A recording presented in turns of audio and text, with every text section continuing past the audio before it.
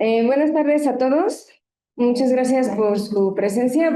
Como en las otras sesiones voy a dar unas indicaciones técnicas que son que guarden silencio porque se está haciendo una grabación de respaldo y los micrófonos son estos que están en medio de la mesa, entonces se vicia muy fácilmente el sonido.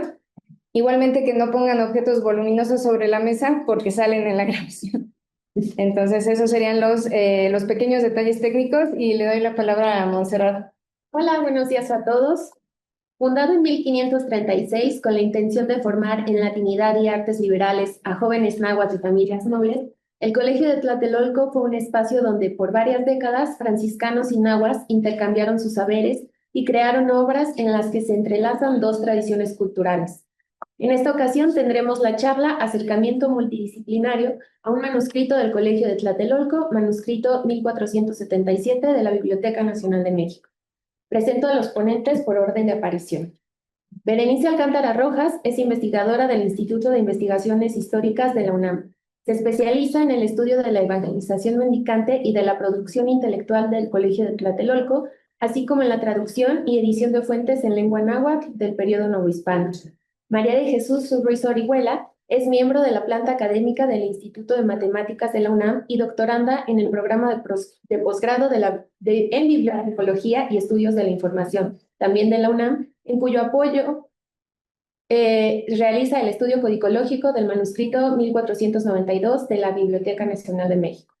Silvia Salgado Ruelas es doctora en Historia del Arte por la Universidad de Sevilla, investigadora del Instituto de Investigaciones Bibliográficas y profesora del Colegio de Bibliotecología.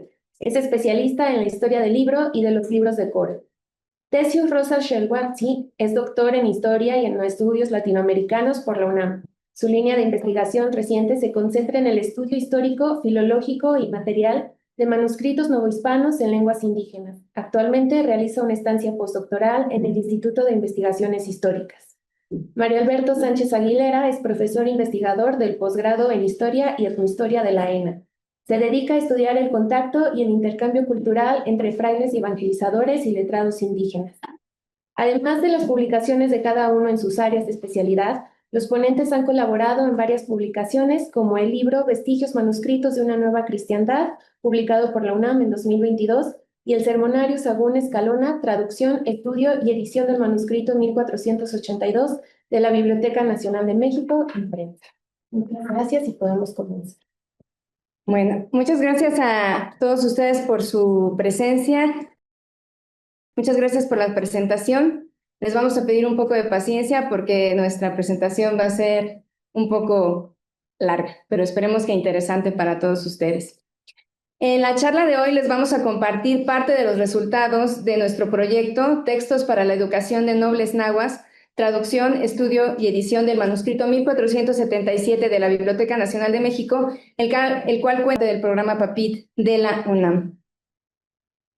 El manuscrito 1477, conservado en el Fondo Reservado de la Biblioteca Nacional de México, es un volumen singular, como esperamos poder mostrarles y como ya lo había sugerido hace varias décadas Roberto Moreno de los Arcos. Se trata de un manuscrito del siglo XVI, conformado por diversas obras en lengua náhuatl, mismo que nos propusimos estudiar combinando tres enfoques diferentes. El de la codicología, centrado en el estudio de la conformación material del volumen y las filigranas del papel. El de la paleografía, orientado a la identificación de amanuenses y estilos de escritura. Y el de la traductología y la historia cultural, enfocado en la traducción y análisis del contenido de las distintas obras del volumen. El manuscrito 1477 es un volumen misceláneo en dos de los sentidos que pueden dársele al término. En primer lugar, en su estado actual, es un volumen facticio en el que se encuadernaron conjuntos documentales de diferente procedencia. En segundo lugar, dentro de este volumen se conserva un conjunto que abarca los primeros 232 folios, copiado por un mismo amanuense y que fue concebido a la manera de una antología. En este florilegio o miscelánea, como la hubieran llamado en el siglo XVI, se compilaron 18 obras que comparten una orientación temática, pues estaban destinadas a la instrucción política y cristiana de los nobles y gobernantes nahuas. Así, este índice, que ustedes verán en varias ocasiones el día de hoy, da cuenta de la estructura de este manuscrito y de parte del trabajo que hemos llevado a cabo en el proyecto. Una de las hipótesis con las que hemos trabajado es que tanto la composición o primera redacción de las obras que hoy integran este volumen como la manufactura del mismo se encuentran asociadas al Colegio de la Santa Cruz de Tlatelolco.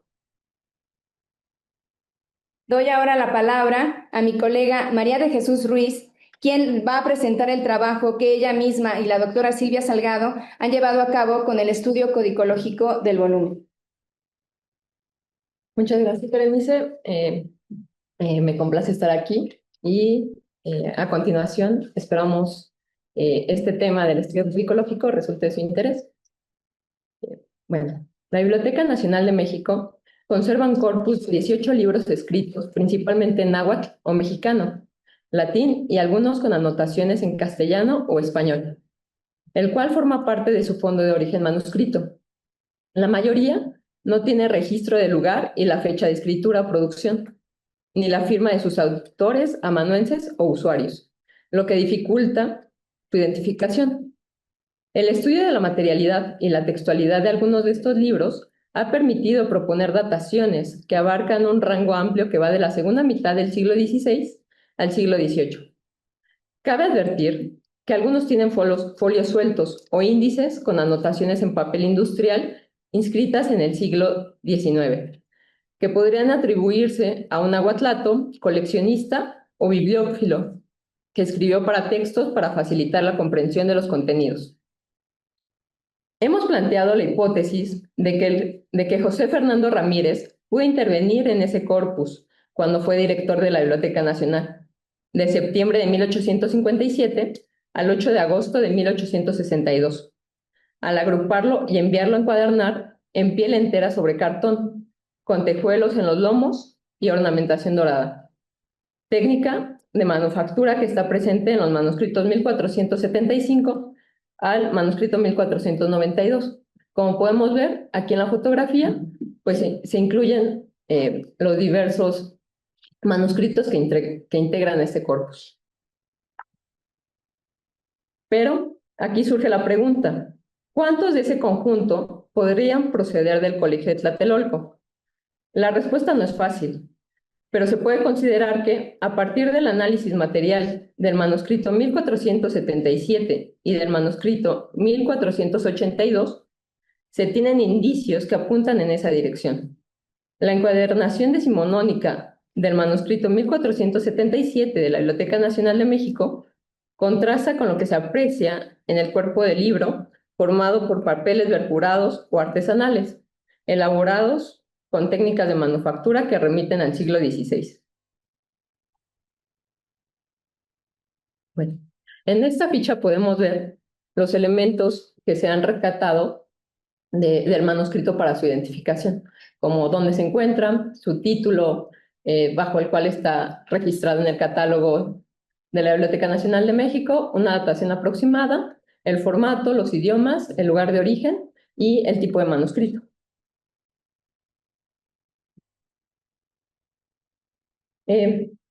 Bueno, continúo con la pregunta. ¿Cómo saber la fecha o la datación si no está inscrita en los libros? La codicología es la disciplina que estudia la materialidad de los libros manuscritos y proporciona información a partir de indicios relevantes.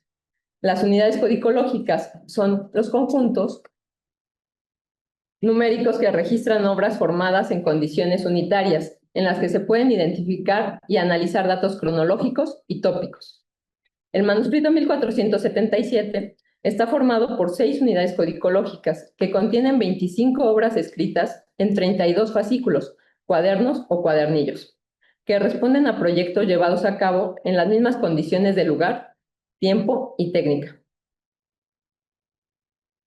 Aquí tenemos la imagen de los primeros folios de la primera unidad codicológica y del último folio de la misma unidad codicológica.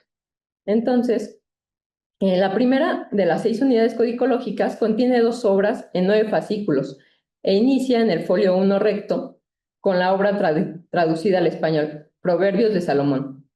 que está pegada a la guarda anterior y termina en la segunda obra, Reglas para servir a Dios nuestro Señor, en el folio 74 vuelto.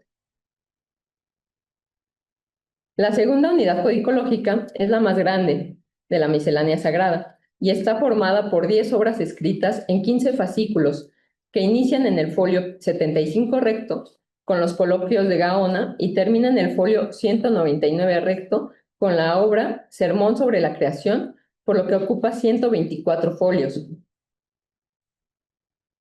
En el folio 200 recto, entre la segunda y tercera unidad, se tiene una hoja con la inscripción Miscelánea Sagrada.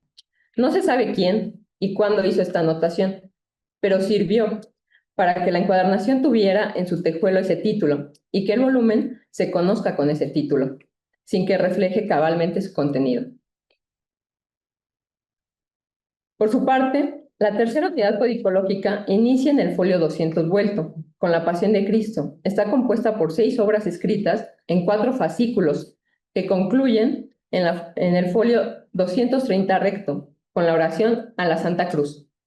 Cabe destacar que esas 3 unidades codicológicas conservan un estilo material semejante de organización y composición de la página. La cuarta unidad codicológica está formada por 5 obras en 2 fascículos e inicia en el folio 233 recto con la salutación a un príncipe y respuesta y concluye en el folio 246 recto con la obra En el día de hoy sábado. Se trata de un proyecto material distinto al anterior, en el que se observa menos oficio caligráfico y compositivo del amanuense. La quinta unidad codicológica está formada por una obra en 2 fascículos e inicia en el folio 249 recto y termina en el folio 265 vuelto. Se trata de la plática del Padre al Hijo y respuesta. Esta obra es un proyecto material distinto también a los 2 anteriores. La sexta y última unidad codicológica está formada por una obra completa inscrita por 2 fascículos e inicia en el folio 266 recto y concluye en el folio 275 vuelto. Al parecer, se refiere a una parábola y este proyecto material, al igual que otros, es distinto a los anteriores. A continuación, podremos ver algunos aspectos referentes al soporte en el que se escribió el manuscrito 1477. Aquí. Tenemos que el manuscrito 1477 está elaborado en papel perforado, que fue producido artesanalmente en Europa, por lo que entre sus características destaca la presencia de la marca de agua, que es este elemento que tenemos aquí. Bien. Este elemento, visible principalmente a contraluz, es la huella que queda plasmada en el papel debido a la filigrana colocada en el bastidor que se utilizó al momento de su producción, es decir, este elemento metálico que servía para plasmar la marca de agua. La marca de agua, además de ser un elemento bastante atractivo por la diversidad de formas que puede presentar, también es de gran relevancia debido a que en la actualidad, mediante ella, existe la posibilidad de estimar la procedencia crónica y tópica del papel, es decir, en qué lugar y en qué periodo es que éste se produjo. Por lo que su presencia en el soporte implica también una revelación de autenticidad del papel y de la misma obra para la cual fue utilizado. Aquí tenemos el bastidor, que como se puede alcanzar a distinguir, pues tiene la filigrana, que al momento de que la pulpa de los trapos con que comúnmente se hacía el papel, queda plasmada en el pliego y entonces se ve la figura a contraluz como la tenemos aquí. En esta ilustración se muestran algunas de las características del papel perforado europeo, entre las que se encuentran los puntizones, que son las líneas que quedan más cercanas entre unas y otras debido al estrecho entramado formado por los hilos metálicos sujetadas al bastidor, es decir, estas que están en horizontal. En la misma imagen se presentan también los corondeles, que están trazados verticalmente, estos delgaditos, que están trazados verticalmente y que son las líneas que eran plasmadas en el papel con una mayor distancia entre sí. Asimismo, se incluye la marca de agua, que comúnmente se ubica al centro de una de las mitades del pliego de papel y cuya figura podía presentar centenares de variantes. Sería esta que está aquí al centro, de la primera mitad. Al momento de doblar el papel, la marca de agua es atravesada por las líneas del plegado. Mientras más veces se ha doblado el papel, la marca de agua quedará más dividida entre los folios que se producen al plegarlo, lo que propicia que sea más difícil de distinguir su figura y por ende de identificar. En la siguiente imagen, que presenta movimiento, se puede distinguir la manera en que el doblez del pliego del papel es determinante para la ubicación de la marca de agua al momento de construir los fascículos o cuadernillos. Cuando el pliego está sin doblar, o sea, en formato plano, la marca completa resulta visible. Lo mismo sucede cuando el pliego es doblado una vez y su formato pasa a ser infolio. La marca de agua sigue totalmente visible. No obstante, si el pliego es doblado 2 veces, el formato pasa a ser incuarto y la marca queda dividida en 2 partes. Cuando el folio es doblado una tercera vez y su formato resulta ser inoctavo, la marca se fracciona en 4 partes. De modo que, en estos últimos 2 formatos, incuarto e inoctavo, la marca se fragmenta en 2 o 4 partes respectivamente, para ubicarse entonces en diversos folios, lo que conlleva a que para reconstruir su figura completamente e identificarla, sea necesario distinguir la manera en que se ha doblado el papel y, por ende, cómo ha quedado construido el fascículo. Aquí podemos ver una representación de cómo se va doblando el papel y cómo se fracciona.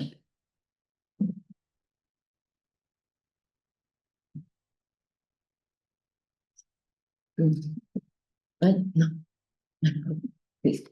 La identificación de las marcas de agua y todo el proceso que esto puede requerir ha cobrado gran relevancia debido a que es un elemento clave que puede ayudar a ofrecer una aproximación temporal de cuándo fue producido el papel y, por lo tanto, también implica la posibilidad de datar una obra manuscrita o impresa que tenga como principal soporte el papel artesanal europeo y que carezca de fechación. En este sentido, es importante considerar lo expresado por Elisa Ruiz, quien señala que el periodo de vida atribuible a una forma usada normalmente en un taller de producción es de 2 años. A esta cifra hay que añadir el plazo de tiempo medio hasta que el papel virgen es utilizado. Dicho plazo se estima entre 10 y 15 años. Así pues, se define que el tiempo estimado de vida del bastidor con la filigrana es de 2 años, mientras que el tiempo entre la venta, distribución y, de ser el caso, la importación a Nueva España del papel sería de alrededor de 10 a 15 años. A este tiempo se suma la posibilidad de que los pliegos podrían tardar hasta 1 año en ser utilizados, aunque, debido a la constante escasez de papel, al menos en la Nueva España, este lapso podría ser menor. Ante tal panorama, y con la debida cautela, se puede plantear a partir del análisis e identificación de las marcas de agua del papel utilizado para el manuscrito 1477, que el rango aproximado en el que se ha producido corresponde a la segunda mitad del siglo XVI, más precisamente entre los años 1555 y 1580. Para llegar a este estimado del periodo en el que el manuscrito 1477 pudo ser elaborado, ha resultado necesario identificar la organización del manuscrito, es decir, su arquitectura. Así, a través del análisis dedicado a sus características materiales y a su confección, se identificó que está constituido por un viñón, que es este que tenemos aquí al inicio, 2 terniones, 31 cuaterniones, que serían la mayoría, y un ceñón. Por lo que en general es un manuscrito bastante regular, ya que la mayoría de sus fascículos o cuadernillos son cuaterniones. Estos de aquí. Los diagramas aquí mostrados tienen el propósito de representar los distintos tipos de fascículos según el número de bifolios que los componen. Bueno. En la diapositiva que se muestra a continuación están desplegados los 35 fascículos que integran al manuscrito 1477. En el diagrama se han incluido elementos como la foliación, la asignatura y, mediante el recurso policromático, también se presenta la ubicación de las marcas de agua del papel utilizado para su manufactura. Al diagrama se han sumado distintas tonalidades para señalar la distribución de las unidades codicológicas del manuscrito, y a la par también se añadieron los años correspondientes a las marcas de agua que se han identificado hasta ahora mediante recursos especializados como catálogos o bases de datos. Como se puede observar, la unidad codicológica predominante es la segunda, al abarcar el cuadernillo 10 al 25, es decir, esta que tenemos aquí y que abarca hasta el cuadernillo 25. Tras el análisis exhaustivo de la organización del manuscrito, se pudo advertir que están presentes 16 marcas de agua distintas a lo largo del libro. La mayoría de ellas presenta como figura principal a un peregrino acompañado por diversas iniciales. El peregrino es el que tenemos aquí y estas iniciales pueden variar entre una marca y otra. Mientras que las marcas restantes se reparten entre una cruz dentro de una gota invertida, una mano, un escudo de armas y un nombre. De las 12 marcas de agua que corresponden a la figura del peregrino, como podemos ver aquí, se han identificado 6 de ellas.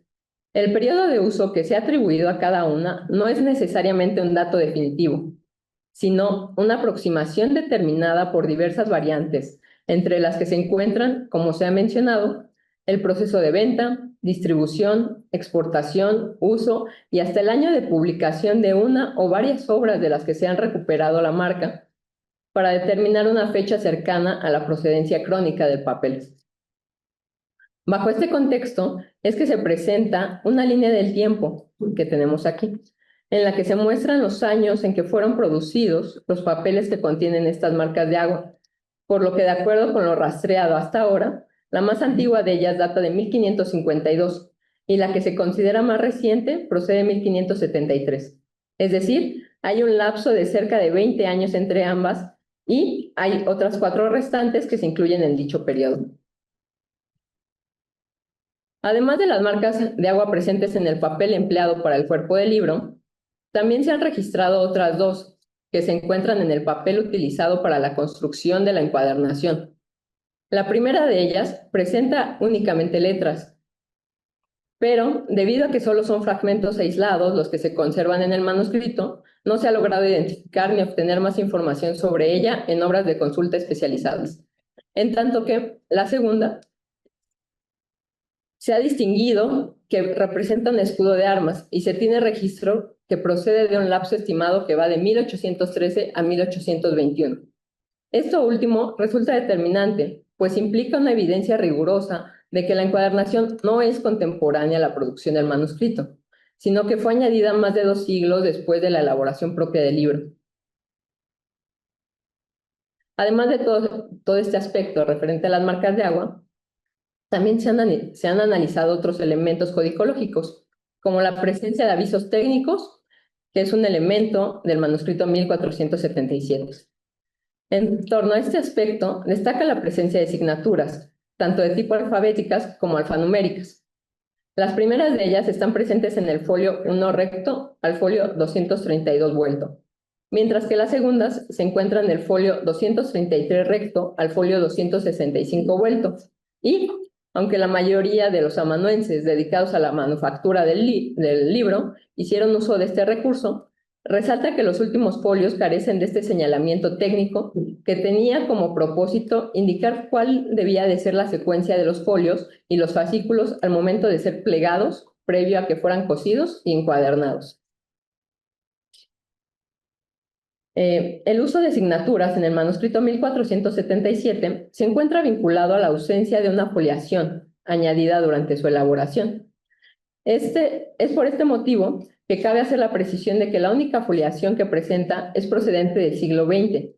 En este sentido, la presencia de signaturas es un aspecto que deja evidencia de que los procedimientos de manufactura empleados por los amanuenses tienen su fundamento en la tradición del libro medieval, y por lo mismo, para el manuscrito 1477 fue esencial el uso de signaturas en la mayor parte de los fascículos, ya que éstas servían de guía para que el orden del texto fuera coherente.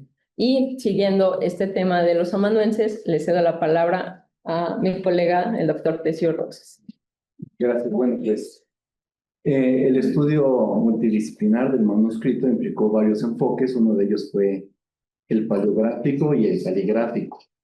Sobre este les quiero platicar 3 puntos. uno de ellos es pensar que es un amanuense náhuatl de Colegio de Tlatelolco, de forma previa a que muestre quiénes de ellos participaron en el manuscrito, y les voy a dar algunos ejemplos del manuscrito principal, el amanuense principal que participó en el manuscrito. Entonces, de entrada quiero plantear que es un amanuense náhuatl, y esta preocupación que yo tenía sobre los amanuenses o los escribas o copistas, que suelen ser anónimos y que participan varios de ellos en un manuscrito, y existe el reto como historiador de identificar quiénes son, darles un nombre. Entonces, esa era una de mis preocupaciones que tenía. Y de varias formas espero que dé algunos rastros de su identidad. Entonces, quiero comenzar con una cita de Fray Jerónimo de Mendieta a finales del siglo XVI, en el que está hablando sobre los colegiales de Tlatelolco. Conocemos bien que estudiaron artes liberales, que aprendían latín. Esta primera párrafo habla de ello, habla de los colegiales que con mucha brevedad aprendieron a leer tanto romance como el latín. El romance es el castellano, tirado o letra de mano. Y al escribir se les dio con mucha facilidad. Estamos hablando ya de dos elementos. Uno es el aprendizaje de las letras y el otro del arte de la escritura, o ars scribendi. Sobre este punto es el que me quiero enfocar. Sigue Mendieta diciendo que los religiosos les ayudaron harto a salir escribanos, porque los ocupaban a continuo en escribir libros y tratados que componían o trasuntaban de latín o romance en sus lenguas de ellos. Es decir, que aquí al plantear trasuntaban implica también un proceso más amplio que el de simple copista. El copista monástico medieval, que tenía una función muy específica de copiar, vamos a ver que había una labor más amplia que se estaban tomando los copistas o amanuenses de Tlatelolco. Esta última párrafo de Mendieta me interesa mucho porque está hablando de la calidad de las ejecuciones. Menciona que se fueron haciendo muy grandes escribanos de todas letras, chicas y grandes, quebradas y góticas. Bueno, chicas y grandes estaríamos hablando de minúsculas y mayúsculas, y quebradas y góticas podremos decirlo en términos generales como la letra humanística y la gótica.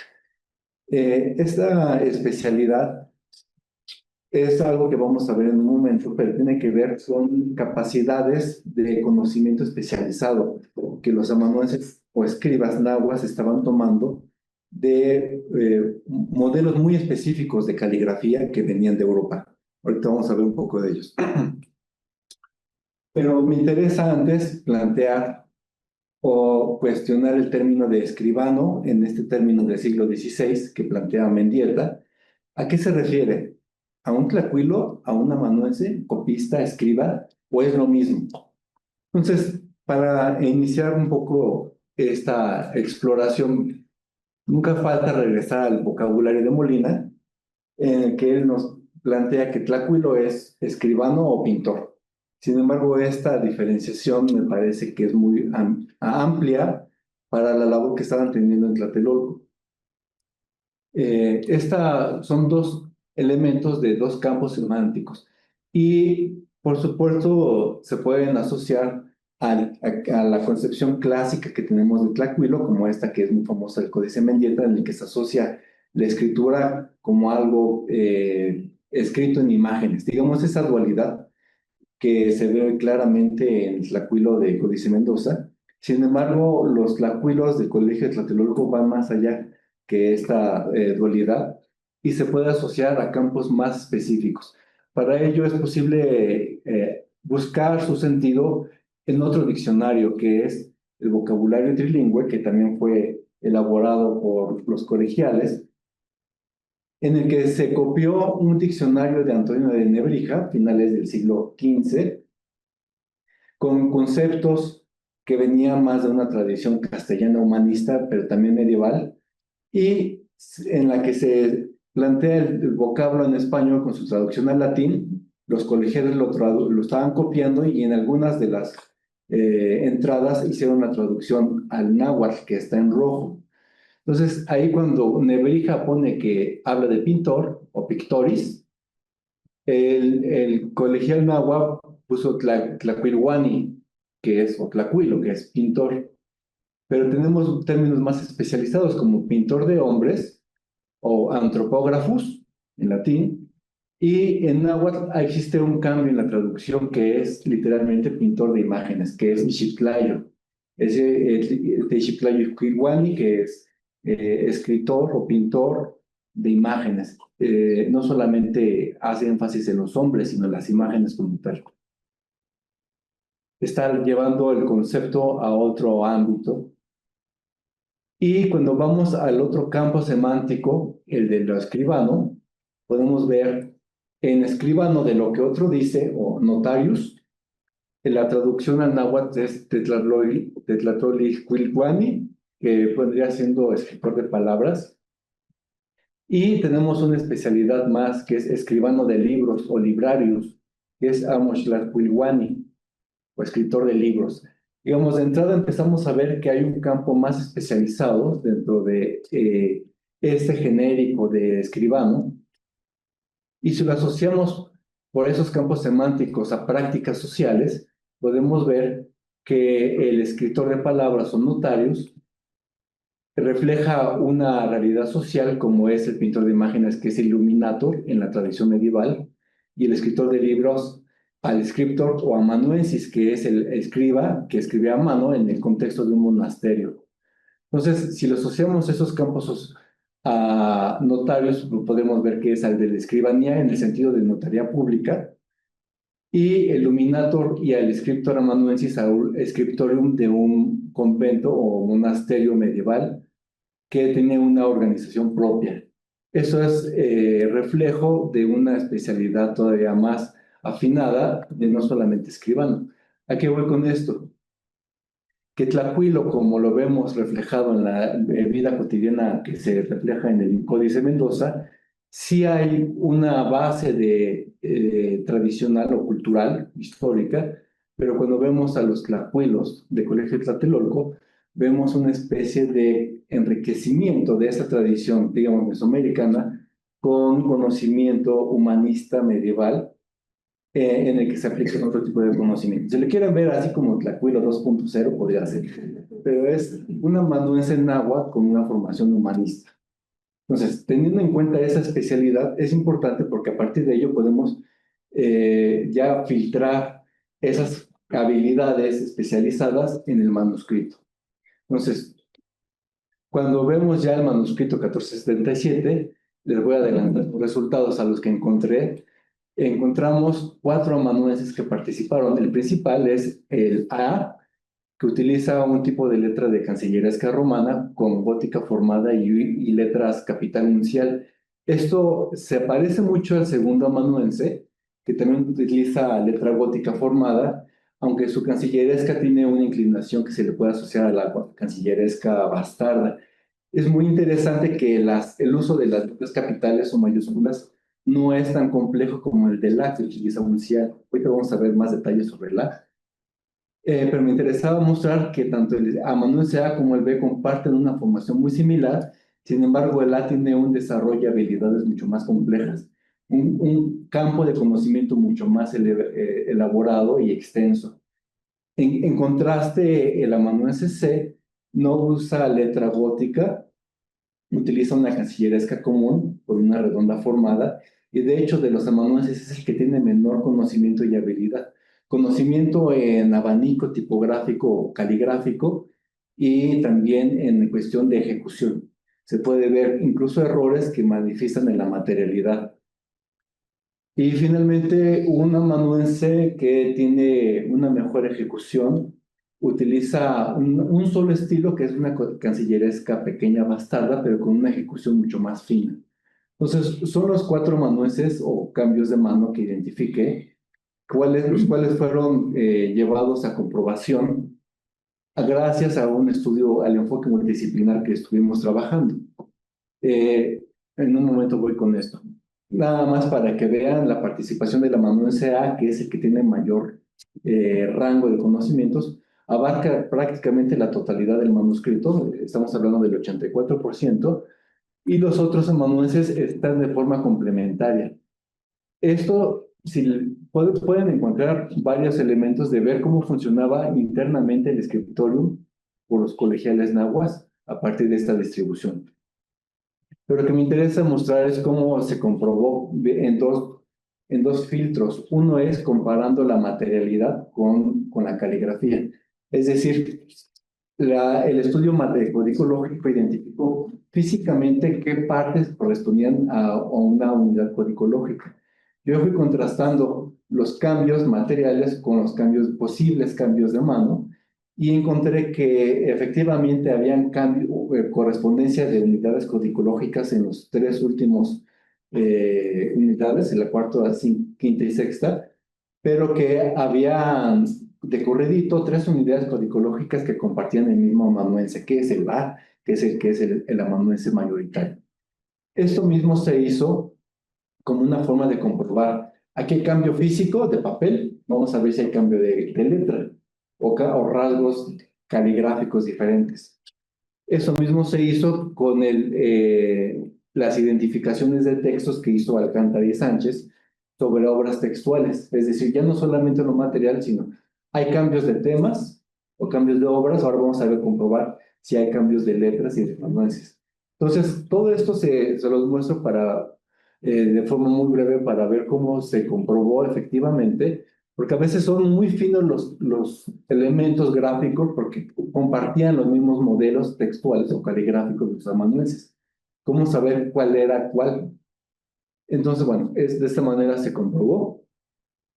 Y de forma gráfica aquí se pueden incorporar los tres estudios. Del lado izquierdo es la identificación textual, que son las obras.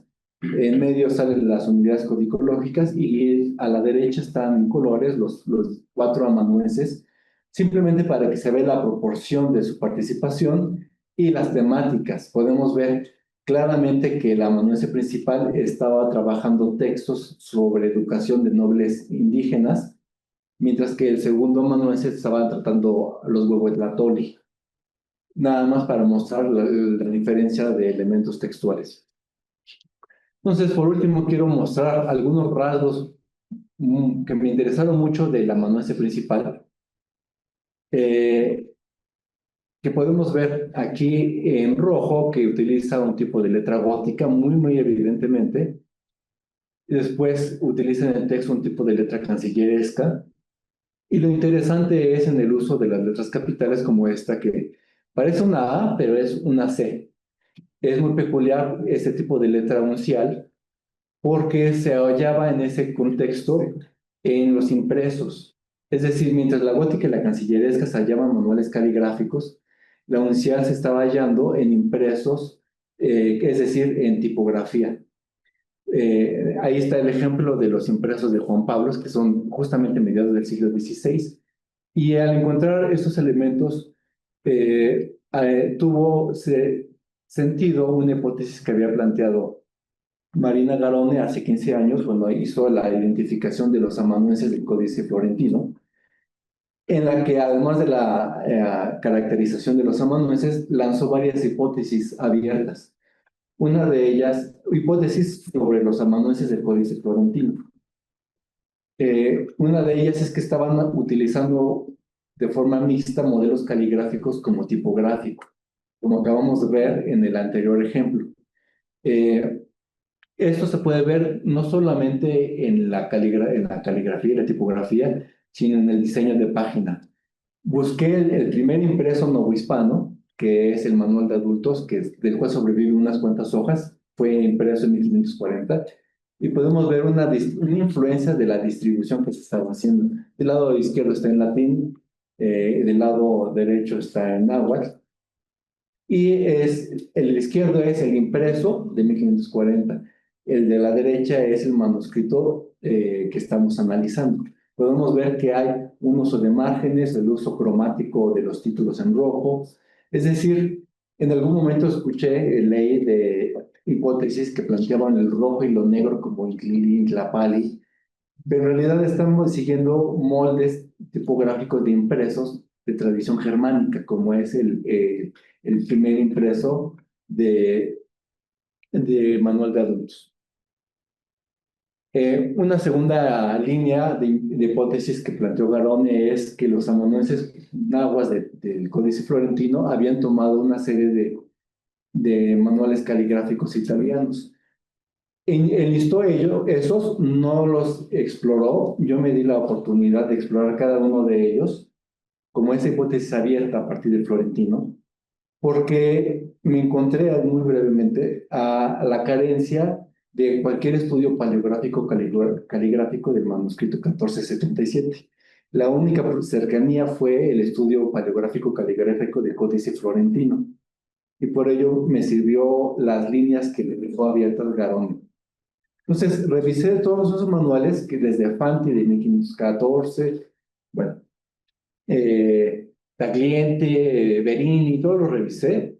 Aquí podemos ver un ejemplo de la ópera de Ludovico de Gliarrighi, impreso en Italia en 1522, y podemos ver que hace ejemplos precisos sobre cómo realizar las cancillerescas minúsculas, las mayúsculas, el orden que debe tener, es decir, una enseñanza totalmente aplicada. Una obra muy similar es la de la ópera de Tagliente, que es Giovanni Antonio Taglienti, en la que además de incluir variantes de esas cancilleresca italiana, incluye varios ejemplos de cómo hacer las letras góticas que se ve en la parte derecha superior. Se le dice lettera formata, pero es la gótica. Entonces, al contrastar todos esos manuales renacentistas italianos con lo que había hecho el amanuense en el manuscrito 1477, encontré justamente incluso hasta las páginas de cuáles había tomado el manual. En el lado izquierdo está en rojo la letra que hizo el amanuense en náhuatl. El lado derecho es un fragmento del manual renacentista, y podemos ver que todos los trazos, la forma, los elementos son totalmente tomados de esos. En este caso estamos viendo de la ópera de Arrighi.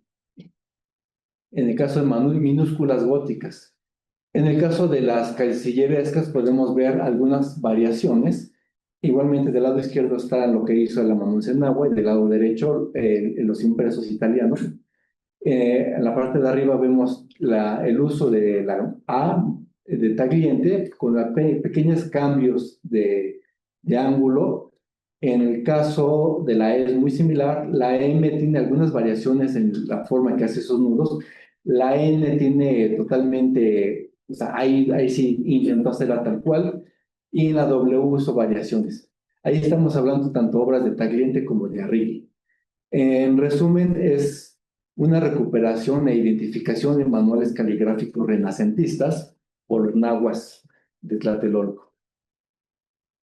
Ahora, entre nahuas colegiales y nahuas colegiales había cambios, distintos grados de ejecución. Uno muy peculiar, solamente a forma de ejemplo, son las ligaduras que el manual de Ludovico de Arrighi pone en la parte superior y que el amanuense A las está colocando en la parte inferior.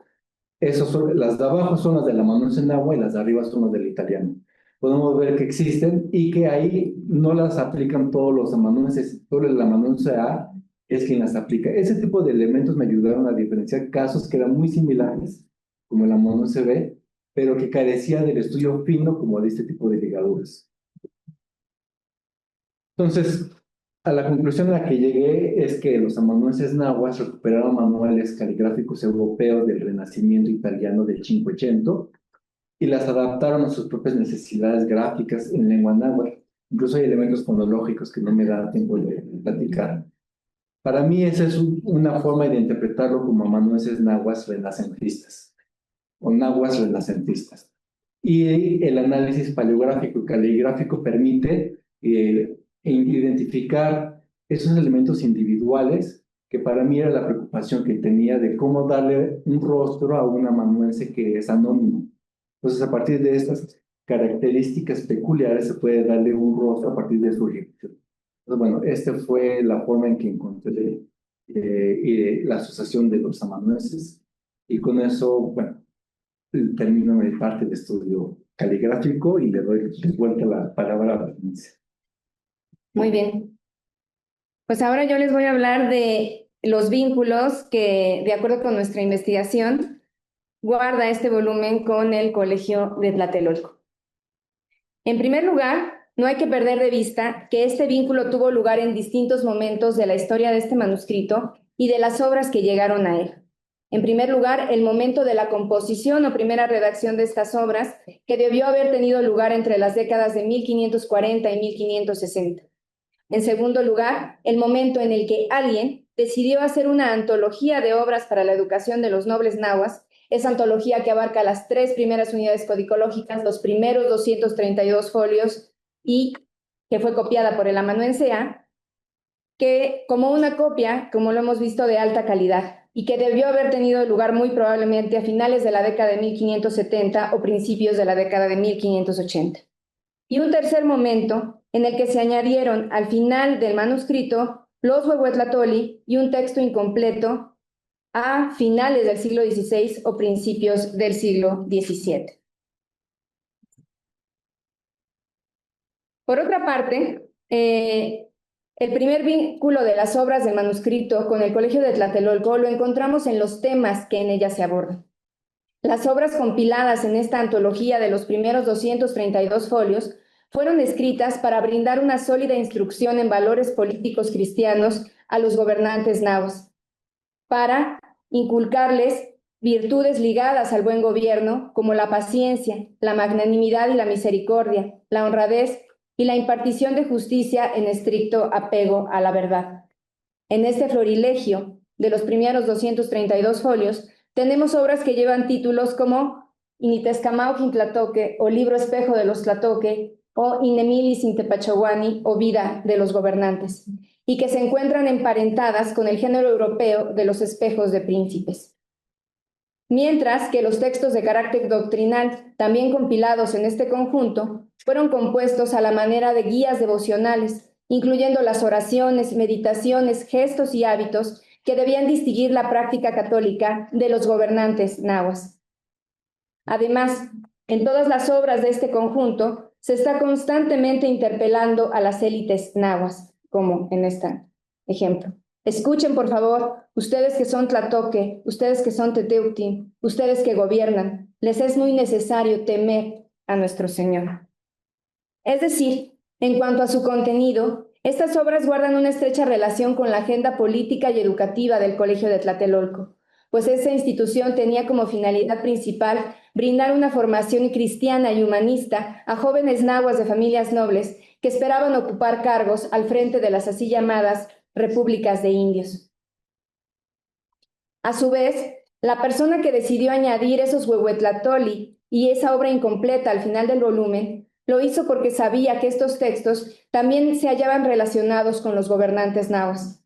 En los Huehuetlatoli encontramos obras como la plática de salutación que hace un principal a su señor o cacique, mientras que la obra incompleta encuadernada al final del manuscrito se trata de una plática elaborada a partir de la famosa parábola de la cena narrada en el capítulo 14 del libro de Lucas, y en esta plática se equipara a Dios con un tlatoani y se describe el banquete que éste prepara para sus elegidos a la manera de un convite adaptado a los usos de los señores indígenas.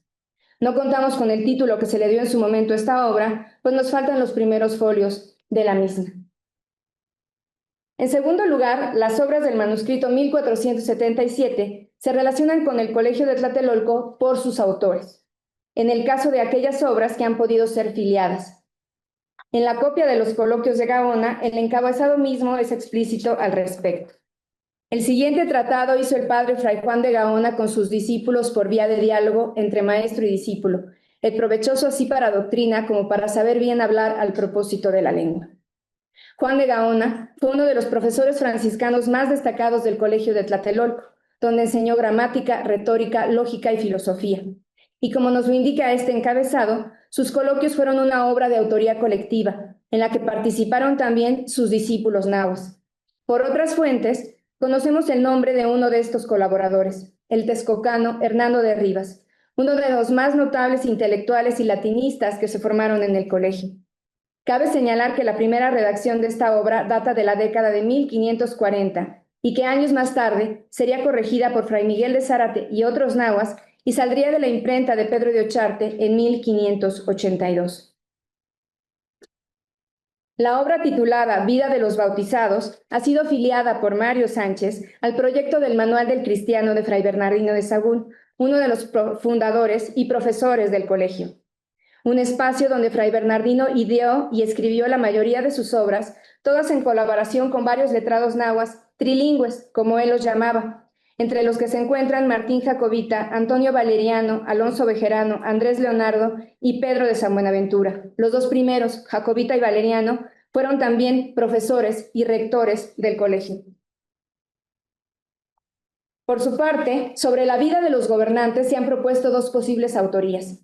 David Tavares ha señalado que se debe a los trabajos de Fray Alonso de Molina y Hernando de Rivas, mientras que Mario Sánchez ha ligado también esta obra al proyecto del Manual del Cristiano de Sahagún y sus colaboradores nahuas.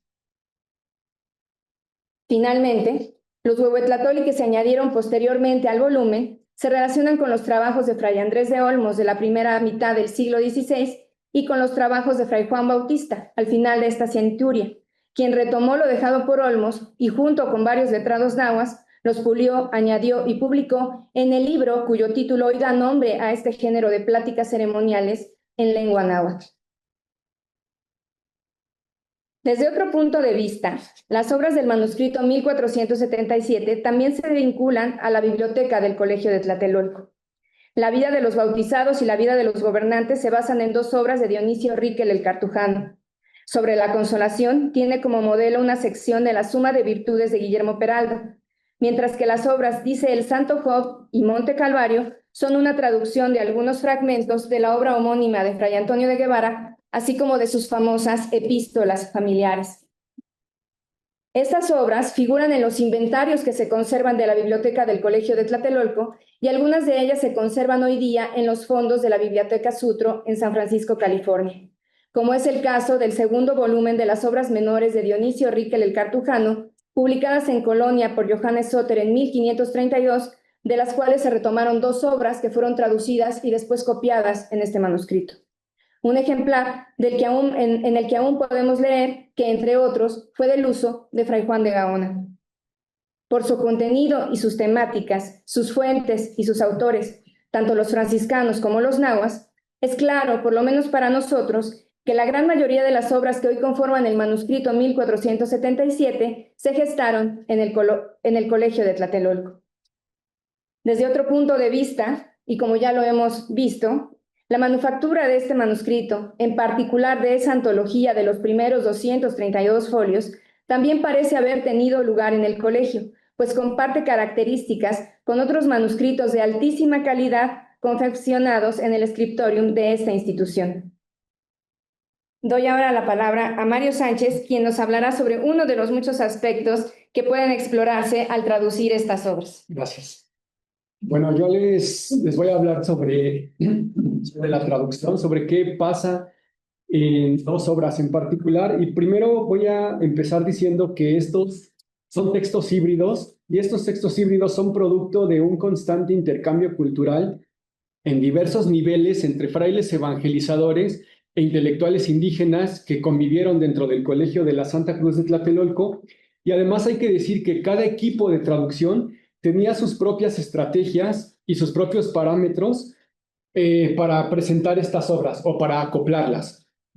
Yo les voy a hablar de cómo hay un fenómeno general en todas las obras de recuperar ciertas formas de hablar indígenas para exaltar el mensaje cristiano y, por otro lado, acuden a la cotidianidad de los indígenas para denostar otras cosas. Entonces, y esto es como muy común en estos textos. Primero les voy a... Perdón, yo no sé usar esto, soy muy silvestre, entonces me van a disculpar si de repente voy de allá para acá. Bueno, primero, no me se ven chiquito, les voy a hablar de que un ejemplo muy puntual en los coloquios de Gaona, ya Berenice nos dijo que los coloquios se deben a Fray Juan de Gaona y Hernando de Rivas. Los coloquios de Gaona tienen 20 capítulos escritos en náhuatl y son particularmente una obra que se dedica al tema de la paciencia. Y bueno, les voy a leer un poco. Gaona y sus discípulos en ese sentido deciden presentar la paciencia y todo lo que tiene que ver con la paciencia a partir de lo que han convenido los estudiosos a partir de Ángel María Garibay en llamar difracismo, que, bueno, todos sabemos que es un difracismo, ¿no? ¿Sí? No.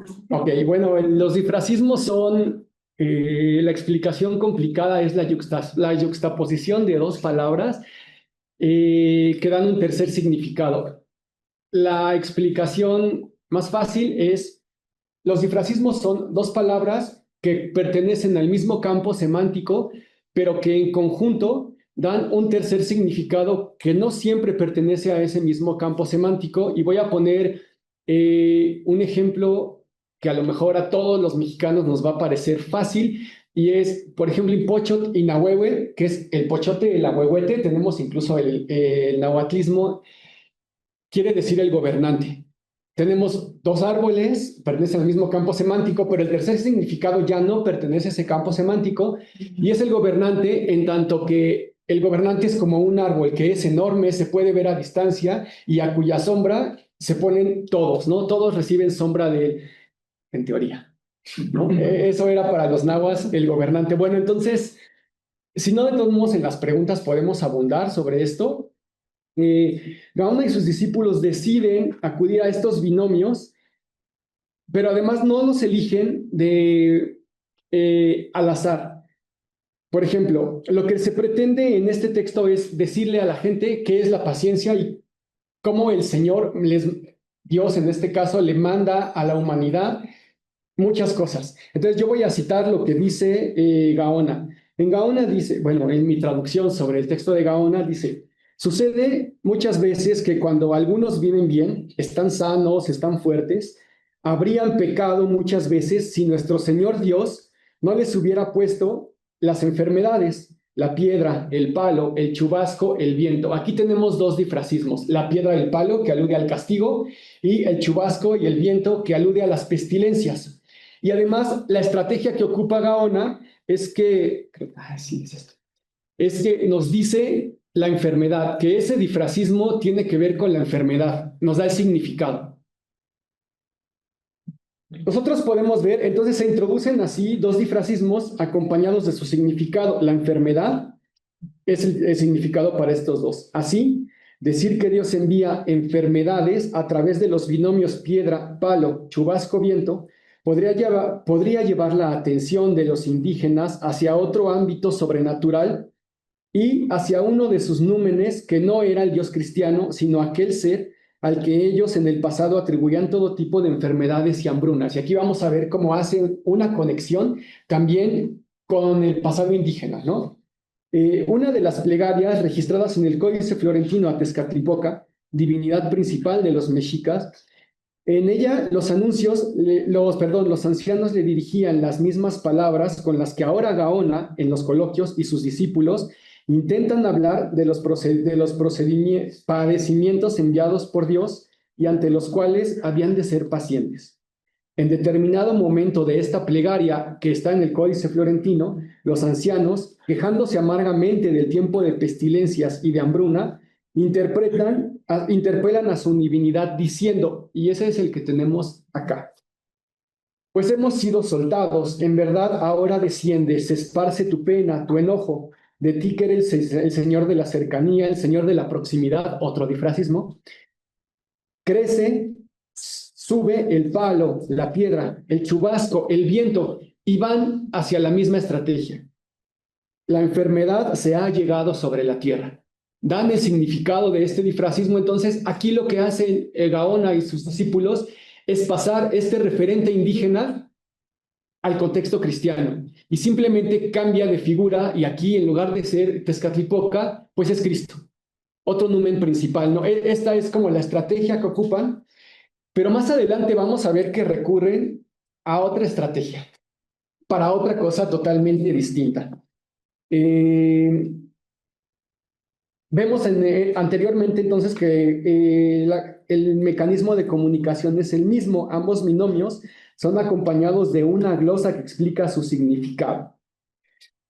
No voy a explicar más, voy a seguir a este ejemplo para no agarrar mucho tiempo. Eh, los coloquios de Gaona parten del supuesto, como todo texto didáctico de espíritu doctrinal, de que solo a través de la sabiduría se puede llevar al conocimiento absoluto de Dios. Y si esta sabiduría es alcanzable solamente cuando se posee la gracia divina. En este tenor, previos a sumergirse en complicadas deliberaciones sobre las virtudes y los misterios de las parábolas de Jesús, discípulo y mentor priorizan el anhelo de la sabiduría y el método para obtenerla en estos coloquios.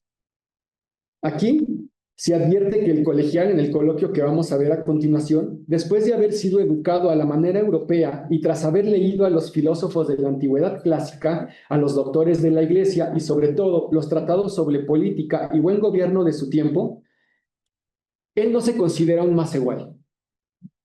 Incluso pareciera no concebirse como un natural de la tierra, en tanto que estudia en el colegio de Tlatelolco, porque le dice en el ejemplo, la gente de aquí.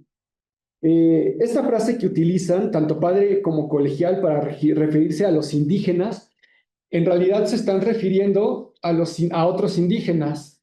No había que cambiarlo. Gracias. Muy bien, voy a empezar leyendo mi traducción de el colegial le dice al padre: Padre mío, no es necesario que me digas más cosas sobre la sabiduría. Con esto basta para que arda mi corazón. Con ello estoy deseoso de tu sabiduría.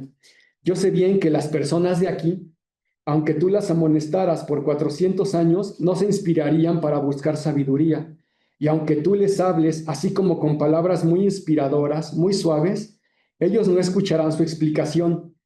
Nada se filtrará en sus orejas. Y el padre le responde: Sé muy bien esto, hijo mío. Por ello me acongojo mucho, por ello me aflijo. Son ellos quienes exhiben a sí mismos, pues piensan así como niñuelos, manifiestan su condición de bebés, su condición de niños. Es como si en una de sus manos al niñuelo le pusieras oro y perlas, esmeraldas, y en la otra mano le pones un zapote. Y si ya se va yendo ese niño, ¿acaso no solo tirará al lodo el oro, las perlas y las esmeraldas, y no tomará con fuerza el zapote? Si alguien le roba el oro, no le dará importancia, pero si le roba el zapote, por ello se tirará a llorar. Así son las personas de aquí. No se aficionan a nada, no les importa nada, pues porque así es la niñez, así es la infancia. Y lo que es muy precioso, la sabiduría, ellos la tienden en nada. Por eso el Espíritu Santo, y aquí recurre a cómo el Espíritu Santo se refiere a los gentiles, por eso el Espíritu Santo los llama niñuelos, los llama locos, porque solo desprecian, porque tienen en nada la sabiduría. Y causa aún más llanto, causa más lástima, que no solamente desprecian la sabiduría, sino también la historia de la salvación, es decir, la pasión de Cristo. En verdad nosotros lloramos y nos afligimos por nuestros hijos, por toda la gente de aquí de nuevo, pues solo ellos las destruyen, dejan las palabras de enseñanza, los artículos de la fe, los mandamientos, y también cuando los inducimos a que así entiendan en el trabajo. Vemos pues que para ellos la gente de aquí está llena de vicios, son ignorantes, son como niños y también son flojos para el trabajo.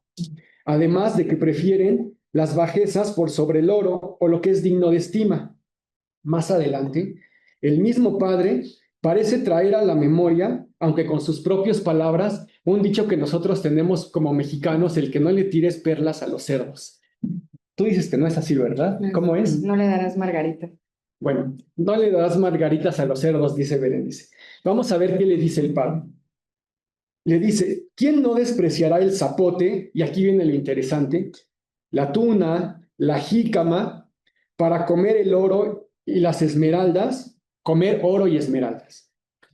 ¿Qué será? ¿Qué se estima de todo lo que pertenece a nuestro cuerpo, nuestras tilmas, nuestra comida? ¿Acaso no solo es tierra? ¿Acaso no solo es polvo?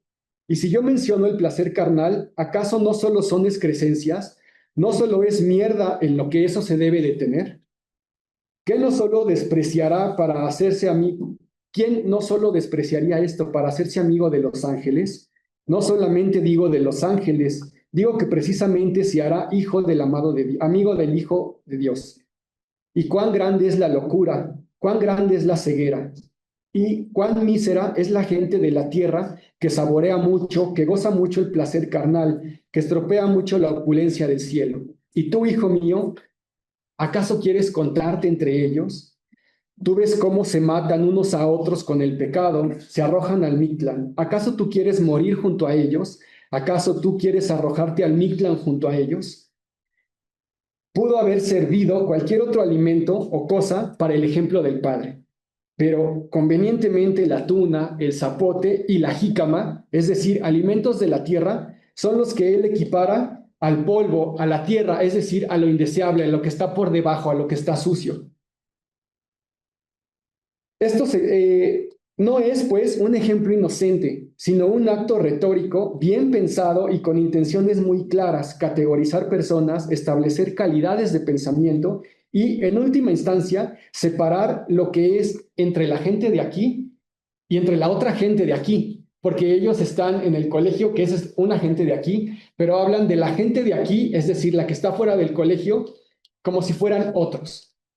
Voy a pasar a otro ejemplo, ya no de los coloquios de Gaona. Perdón, la regresé. Ahora es ahí.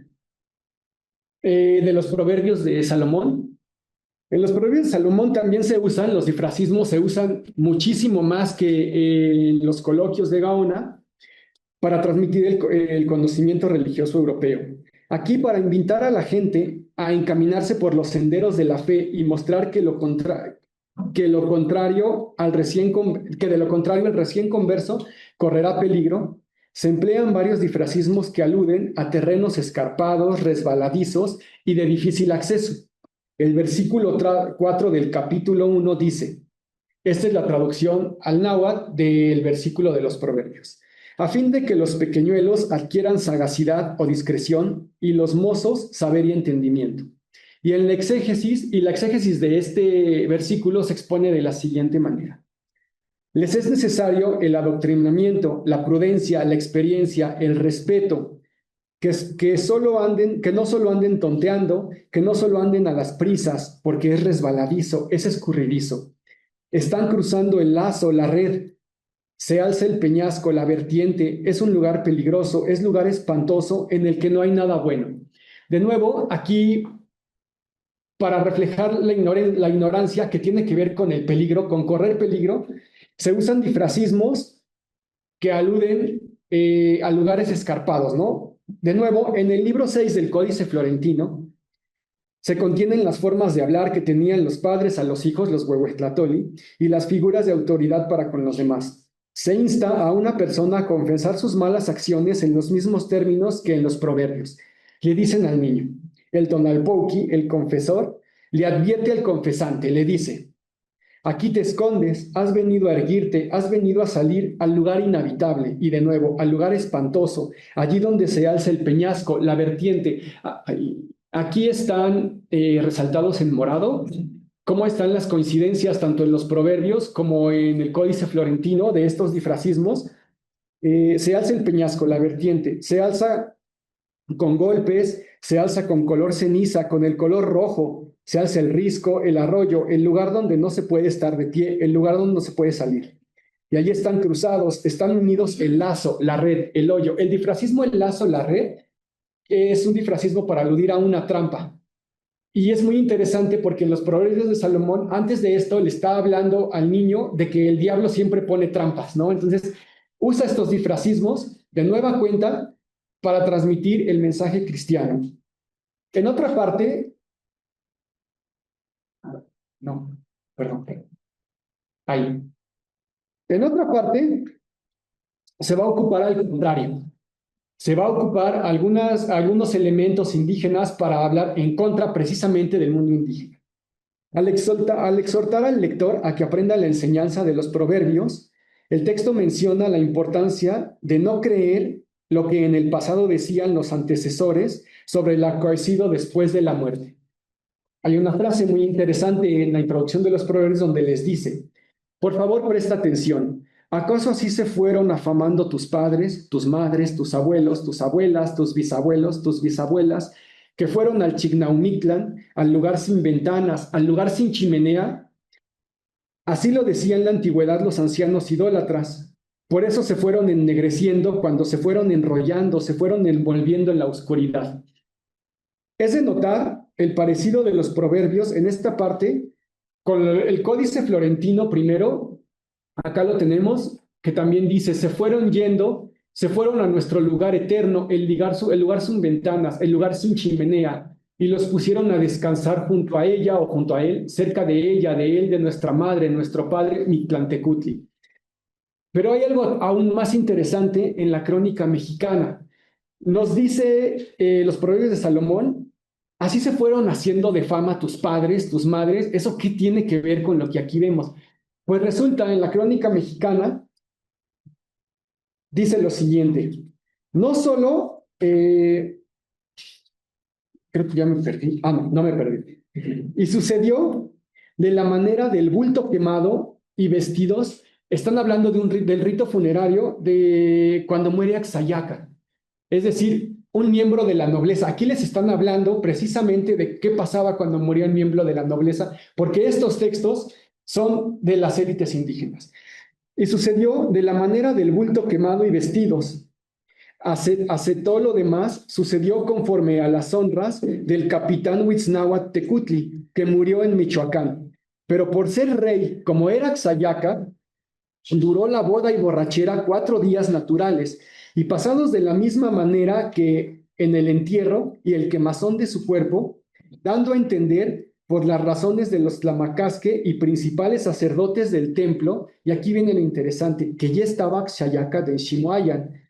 Atender estaba en lo profundo del contento y oscuridad, en el Opuescuayan, en las partes izquierdas, en lo más estrecho, en lo que no tiene callejones, el Atlecalocan, en el Chinacmitlan, el noveno infierno del abismo. Y estas eran las honras y enterramientos que fenecían a los reyes mexicanos.